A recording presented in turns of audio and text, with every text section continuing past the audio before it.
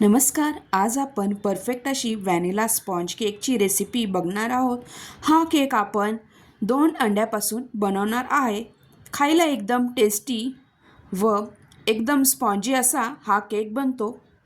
तुम्ही इथे बघू शकता मस्त असा हा केक झालेला आहे.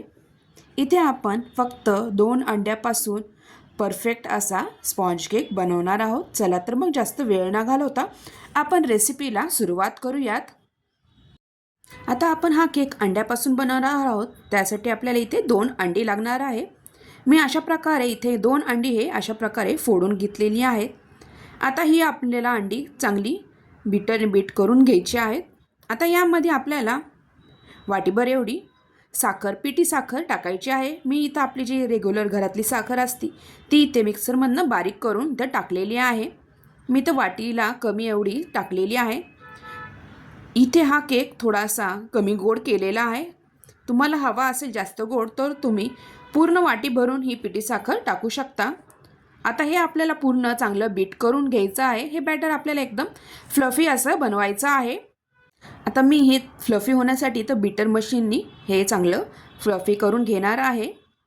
जर तुमच्याकडे हे बीटर मशीन नसेल तर तुम्ही जे आधी घेतलेलं आहे त्याने चांगलं असं 2-3 4-5 मिनटं चांगलं हलवून चांगलं हे बॅटर फ्लफी करू शकता. त्यामुळे काय होतं की केक आपला चांगला फुगतो व मऊसूद होतो. आता 2-3 मिनटं हे चांगलं असं मी फिरून घेतलेलं आहे. तुम्ही इथे बघू शकता बॅटर चांगलं फ्लफी झालेलं आहे. आता इथे आपल्याला काय करायचं आहे, इथे मी 2 चमचे एवढे पूर्ण भरून आपलं जे रेग्युलर तेल असतं ते तेल टाकलेलं आहे. तर तेल टाकल्यानंतर आपल्याला इथे चांगलं हे मिक्स करून घ्यायचं आहे. तेल टाकल्यानंतर पुन्हा मी हे चांगलं बॅटर मिक्स करून घेणार आहे. तर मिक्स झाल्यानंतर आता आपल्याला यामध्ये अर्धी वाटी एवढं मी इथे दूध घेतलेलं आहे. तर दूध टाकल्यानंतर पुन्हा आपल्याला हे बॅटर चांगलं मिक्स करून घ्यायचं आहे. अशा प्रकारे आपण इथे लिक्विड सगळं मिक्स केलेलं आहे. 2 अंडी, तेल, दूध. आता हे बॅटर केकसाठी रेडी झालेलं आहे. आता नंतर यामध्ये आपल्याला मैदा टाकायचा आहे. इथे मी 2 वाटी एवढा मैदा घेणार आहे. इथे मैदा मी आधीच चाळून घेतलेला आहे. मैदा आपल्याला थोडा थोडा करून टाकायचा आहे. आता यामध्ये मी आधी व्हॅनिला इसेन्स 2-3 थेंब टाकलेले आहे फ्लेवरसाठी. आपण इथे व्हॅनिला केक बनवत आहोत म्हणून. आता यामध्ये आपल्याला मैदा ॲड करत राहायचा आहे. आधी मी 1 वाटी एवढा मैदा घेतलेला आहे. आता 1 वाटी मैदा टाकल्यानंतर हे मिश्रण चांगलं मिक्स करून घ्यायचं आहे. तर तुम्ही बघू शकता अजून मिश्रण आपलं हे पातळच आहे बॅटर. आता नंतर मी इथं यामध्ये अजून 1 वाटी इथे मैदा टाकणार आहे. आता अजून मैदा मी इथे ॲड केलेला आहे. तर पुन्हा मिक्स करून बघूयात. जर बॅटर तुम्हाला आता जरा थिक जास्त घट्ट वाटत असेल तर तुम्ही यामध्ये थोडंसं दूध ॲड करू शकता. तर हे बॅटर थोडंसं जास्तच घट्ट झालेलं आहे. आता यामध्ये मी थोडंसं दूध टाकणार आहे. तर यामध्ये थोडंसं आपण दूध ॲड करूयात. तर दूध टाकल्यानंतर पुन्हा मिक्स करून घ्यायचं आहे.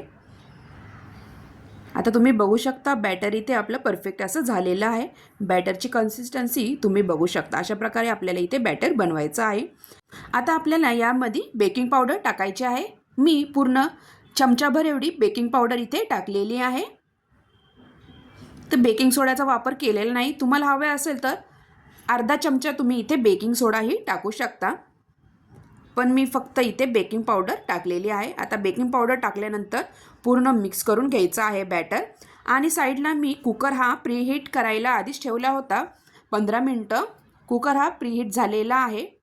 आता हे आपल्याला तुमच्याकडे केकचे भांडे असेल तर त्यामध्ये हे बॅटर टाकू शकता किंवा कुकरच्या भांड्यामध्येही कोणतेही भांडे असू तुम्ही हे बॅटर टाकून ते कुकरमध्ये ठेवू शकता. आता मी अशा प्रकारे घरातले जे भांडे आहेत ते घेतलेलं आहे. त्याला आपल्याला तेल हे पूर्ण ग्रीस करून घ्यायचं आहे. त्या हाताने पूर्ण मी हे तेल ह्या भांड्याला लावून घेणार आहे.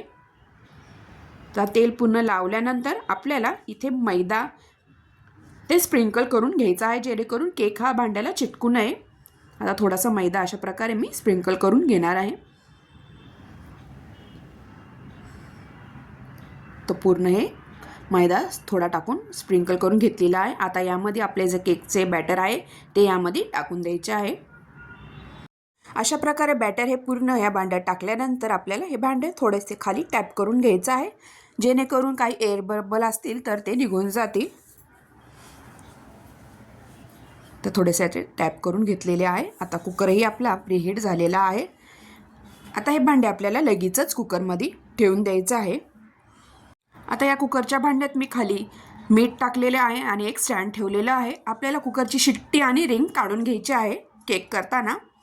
आता हे केकचं बॅटर आपण ह्या भांड्यात ठेवल्यानंतर यावरतून मी काही चोको चिप्स टाकणार आहे. ऑप्शनल आहे, तुमच्याकडे असेल तर टाका, नाही टाकलं काही तरी चालेल.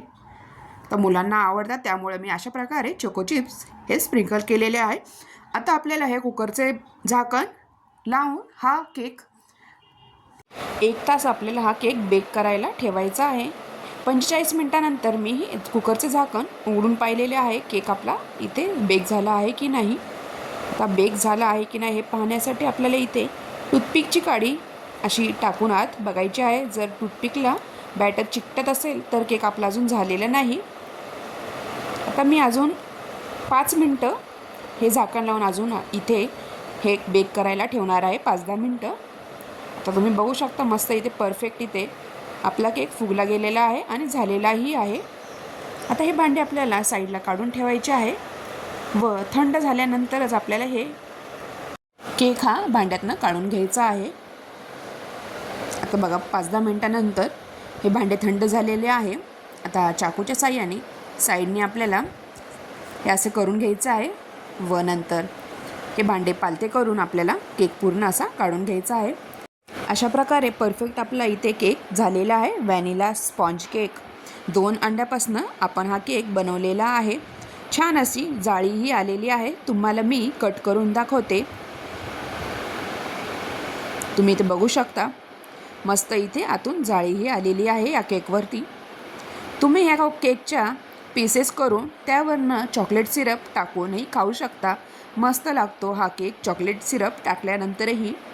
मुलांना तर चॉकलेट म्हणले तर खूपच आवडते, त्यामुळे मी असे पीस करून वरतून चॉकलेट सिरप टाकून मुलांना खायला दिलता आणि असाही खायला छान लागतो हा केक. अशा प्रकारे तुम्हाला ही माझी व्हॅनिला स्पॉन्ज केकची रेसिपी कशी वाटली नक्की कमेंटद्वारा कळवा आणि माझ्या चॅनलला लाईक, शेअर आणि सबस्क्राईब करायला विसरू नका. तुम्हीही अशा प्रकारे हा केक नक्की ट्राय करून बघा. धन्यवाद.